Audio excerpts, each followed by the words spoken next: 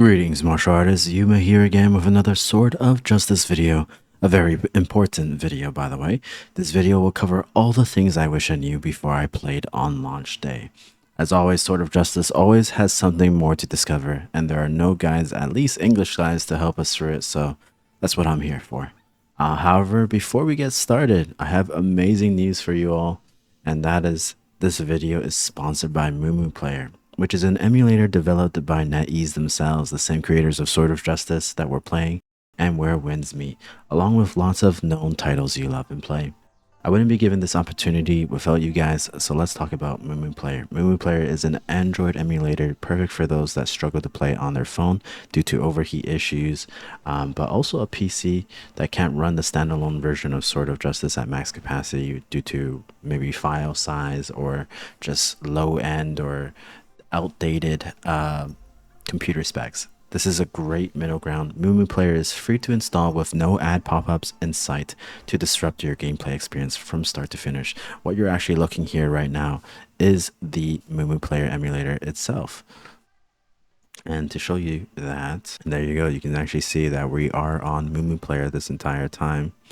And the great thing about MuMuPlayer is that it is also optimized to run smoothly in the background for hours while you're AFK or attending other tasks. My favorite feature is the pin to top function, which you can go to Windows Management and then pin to top here. This is because like I work from home, so my work is takes both my monitors. I have two monitors. It's always covering all the other applications. It's always basically priority to the top of the screen. So I can't really watch or do anything. However, with this feature, pin to top, now I can actually play while working. So when I'm working, I can actually see this screen, which is beautiful. So you can't actually see it, but I do have my work screen up on the other screen. I can't show it because it's confidential, but at the same time, I could be running Sword of Justice in the background, which is wonderful. Super, super love that for me. But yeah, if you're interested in supporting me and NetEase, please download MuMuPlayer. The link is in the description below. And let us continue on with the video. First off, there are some codes out. I have been delayed on sending you guys these codes, but there's Happy Week 1, Happy Week 2, kind of funny because I have happy here in the background. It was actually my girlfriend and I's anniversary, 5th anniversary on November 21st. So that's what this is for, but it's related to the codes as well. Happy Week 1, Happy Week 2. These will expire at the end of the year, so make sure you guys redeem it. I believe Happy Week 3 is probably just around the corner at this point. Fingers crossed. There is also a previous code called MMO King. I'm not sure if that's still valid, but give it a try. And let's move on to what I wish I knew. First off, the one thing I really wanted to cover is for all my exploration buffs. Those that love exploration, if you go to crafting here, you can see these pouches. There's a puzzle one and a specialty one per region. Now to unlock this formula, you have to get the second right reward, the second last reward, I should say. So let's go to Bizu, bottom left here to see the reward tracker, and then this one right here. You want the strategy box. You get 3 puzzle and specialty pouches for free, and you get the formula to craft it. It's pretty cheap. Now this is for those that are looking for the final like last pieces of puzzle, or those specialty Easter eggs, for example here. So you want to get the candle vases for this map or the exploration puzzles. So how do you do that? These pouches help you locate the exact spot. So you can see here there's a chest spot, so that way I know that I'm missing this chest. Now the reason why I haven't finished this is for the video, but also because I need to find a book to give to this guy to get the chest. It's annoying. I don't know where the book is. Maybe if someone in the comments knows. But this is super, super helpful, and I wish I knew this at launch. I swear the Chinese probably were already using this day 1, day 2, when they were exploring. This would have definitely saved a lot of stress and a lot of time trying to look for where to find these puzzles.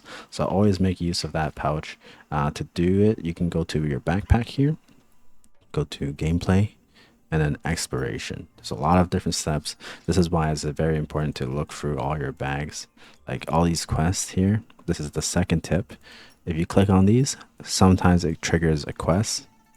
So I need to go through my bag and press on every single one of these quest things, because it'll probably lead to a quest that I haven't done, an expiration quest or a maple quest. Super important. Follow these quest items. But yeah, for now, back to tip number one, expiration bags. This is where you can use them. See here, I can't use it anymore. It's all the specialty items or the puzzle items have been found pretty much. So, but this is so important. I highly recommend using these pouches uh, if it's for you, like if you need it still. So that is my first tip and second tip. Check your bag for gameplay and quests in terms of exploration and finding certain secrets. Now this is the third tip. Is this book button? Sorry, having your troubles talking here. This book button is your rumor book. This is for the Folklife events as well as the adventure events. So again, this is for my exploration buffs. Folklife life events here and adventure events shows here. I know there are probably already guides for the Maple adventures, but for people who don't have the guides, like myself, this is what this rumor book is for. So it tells you where to go. So if you press the little icon, it gives you a black circle showing you where to start that quest or that rumor, that Folklife event, or little small NPC interactions. So all of these are very helpful to helping you find where you need to go to complete that rumor. I'm not a big fan of the Folklife and Maple Adventure stuff. I like the exploration puzzle part, but this stuff is like the bane of my existence. But it's there for you. That way you have some kind of direction in what to do next. Especially now that we've hit level cap today. For those, well, this video is coming out on the 27th for Thanksgiving, so happy Thanksgiving to the Americans out there. But yeah, we're at the time of this recording, we just hit 69, which is the server cap for over a year. It's gonna take a year until season 2 comes, right? So you're gonna be wondering what to do. So this is stuff that you can do in the meantime to fill in those gaps, that void. Don't be afraid. And every 2 weeks there should be some kind of content for you to do, whether that's like heroic raid or some new kind of raid or something to farm. There's always something to farm in here, whether it's progression for your power or just some sort of exploration aspect. But yeah, if you look in the raids here, I haven't touched on anything for this week. There's a hero version, right? It tells you when it releases. This one comes out December 22nd. So there's always going to be new things. Don't stress. There's always going to be mini games as well. I don't know why there's a flute here. That's interesting. I'm just holding a flute for whatever reason. Yeah, so those are my exploration tips of what I wish I knew, and it would have saved me so much time. I'm telling you, I've given up on trying to stay top 10 or top 20 exploration. Where am I now? I am rank 33. I've given up. I don't want to do Folklife. Luckily, my guildies are doing it for me. Boon, he's carrying on the legacy. He wasn't even in top 100, and all of a sudden he's here. So he's gonna carry on the torch and lead us to victory. I've been more focused on achievements now. I just need to stay in top 20 for my guild, which is doable. This is doable. But anyways, that leads me to my next tip. Going to your memoir. This is where you can track your achievements. There's a lot of people who don't look at their memoir at all. And this is a nice way to give you direction as well. If you're a completionist, you'll know what you want to do. So for like this one in the dungeon category, the first dungeon, you had to kill 50 tigers and you get this achievement. So if you're an achievement hunter, there's so many kinds of achievements for you to accomplish in different sections and features and gameplays of Sword of Justice. I'm almost done this one. I have to deal 10 million damage in PvP. Huge, right? Matchmaking, only one ally remains with HP below 5%. Stuff like that, right? So a lot of different achievements that you can accomplish. I have to do this one as well. Exchange messages with the same friend for 10 consecutive days. I failed that. I'm on day 3. I'm holding my guildie accountable to message me. Bless wound. Shout out to him for messaging me every day, making sure I get this shit done, because otherwise I would forget. He's also an achievement hunter like me, right? So that is my fourth tip, is using the memoir to check your achievements, give you some kind of direction. You can also go to footprints here, and you can go to story, and you can replay pretty much every cutscene. You can play all of these. So if you miss the story, but you actually care about the story, you can watch all these cutscenes for the story. It's pretty cool. I think also you can replay side quests as well. So you can go to side story quests, and you can replay these completed ones to go a different path, because there's different branches and paths to these stories for story points, which is really nice. Another tip is for Manor. I didn't really make a Manor video. It wasn't really my forte. I wasn't really someone who cared about the Manor. But another tip for people I wish like I knew at the beginning before starting my Manor. This is my Manor, by the way. Happy 5th is my girlfriend's and I's anniversary, 5th anniversary on the 21st of November. So I had that there. But here, for all the crop addicts, I've just been gathering crops and not selling it. But there is a crazy nice tip. If you go to Manor here, and I believe it's Friends Manor. So there's this button here, Friends Manor, right? If you're trying to look where to sell your crops, it's nice to go to Friends Manor, and you can see what you have in stock and who's selling what for that 1.25 x sale price. So I have like 1,032 wheat. I can sell it to Kylan's because he has it in his store, so I can get that 0.5% multiplier on my sales, right? So it's really, really nice. Definitely, I recommend using this feature to figure out where to sell your goods if you want to maximize the most out of your resources, right? Or your points for building and upgrading and whatnot. It's, how much do I have? 59,000. I can easily sell everything and have like 200,000 right now if I went to people's houses and sold to the right people. So really, really nice tip. Another thing I wish I knew was it's so easy to miss. I missed it, so I'm sure some of you guys missed it. All the min maxers out there definitely did not miss it, because that's why they're the rankers. But for the 80% of us common folk, it's nice to know bounty. The thing is, you have to click the right buttons to get to the right places. So the next tip I would say I wish I knew was for spar bounty. I can tell you right now, only 10% of the people are doing bounty, and more people should do bounty. It's intimidating because it's PvP. It's open world PvP, right?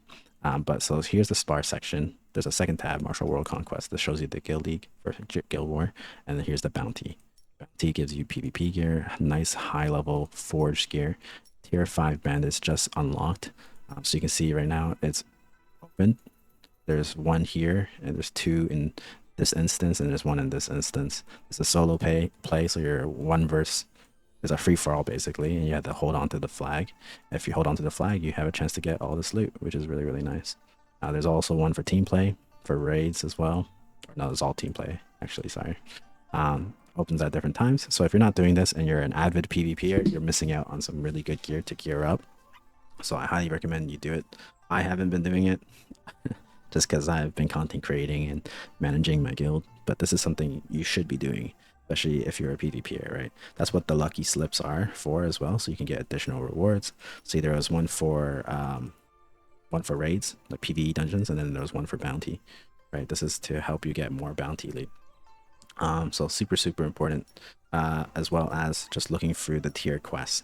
So if you're a leisure grinder, if you want to upgrade your leisure and rank for leisure, then you want to complete these quests on a weekly basis, which I haven't been doing. Season quests, season challenges, stuff like that, right? Super important to look at your quests. Same for dungeons. It's telling you, it's guiding you, telling you what to do. A lot of people don't do this. This is why they're not ranked. Of course, if you're playing casually, then it doesn't matter to you, but there's a lot of competitive people. Just like myself, I'm not the most competitive, obviously, because I'm flopping in the rankings again. But you know, I like to at least try to be good at something in one category, if not more than one category. You know, but it's not for everyone. It's just there for you to know You know, it would be nice to know that for launch, wouldn't it have been, right? So that was another tip. Um, Other than that, I just say play at your own pace, guys. I feel like a lot of people are burning out so quickly, and that shouldn't be the case. There's so many other things you can do, like for example, film crew studios. I've been having a blast with film crew studios, just dance parties with other guildies. Probably copyrighted, so I'm gonna close that real fast before I get demonetized. But there's a lot of different dancing. You can have dance parties with your guild. There's a lot of social aspects, and there's more to come to with future patches. It's really really fun, and I urge you to pace yourself, do things, meet new people, you know, hang out in the moments. I know it's not for everyone. I mean, I didn't think I would be into moments as much as I was going to, as well as is those my abs? Who that? Just looking at my girlfriend's post, you know. There's just there's so many things for you to explore, and that's what I've noticed is that there's so many things I still haven't touched. Uh, there's always something to learn, and that's what I like about Sword of Justice. Obviously, we're still in the honeymoon phase, right? We're only in week 3, but this is still something I'm going to be sticking through. I know Ashes of Creation is coming out December, and other things are coming out. Where Winds Meet is thriving, but why can we not thrive alongside all those stuff? You know, I know some people only have time for one game, and I vouch for this game. I maybe I'm biased because you know just I've been making content on it. I'm like the only one making content on it, but I truly think this is something I'm going to be playing for a long time. And yeah, hopefully these tips help you. Um, yeah, and that's really all I have to really say about this video. There's going to be definitely more videos to come. I'll be talking and breaking down how I got my points, my power to this. This is no power. Like, I don't think this is power to scoff at. I'm not the strongest by any means. I think the highest right now is probably like 57k, 58k by the making of this video, which is the 24th of November. But it'll come out Thanksgiving, right? But again, I'll help you guys understand how I got to this point. I'm definitely like about like the not the top of the pack, not the middle of the pack. I'm just kind of like in between. If I can look, let me see if I can find it. G League rankings. You can see here. See, these are the top masters in each bracket, right? I think I would be like number 14 here. I was in the top 10, but I think it's come down to the better willpower at this point. But I'm definitely high in the power section. I don't want to like showcase too much of my members here, but I guess it doesn't matter because we'll be all different power by the time this video comes out.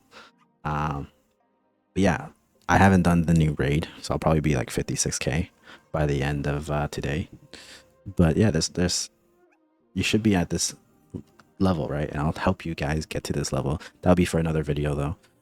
As you can see, for those who are casual, this is the level, like the average you would be at in terms of power, around the 50k range. So there's a good 5k that you're missing probably, and that'll be it for the next video. Hopefully, again, this video helps you. I'm rambling. Once again, thank you to NetEase and MuMuPlayer for sponsoring this video. Make sure to download. The link is in the description below. Every bit helps. Just trying it out and supporting NetEase as well as myself is deeply appreciated, and you can expect some good stuff coming your way in the next few videos.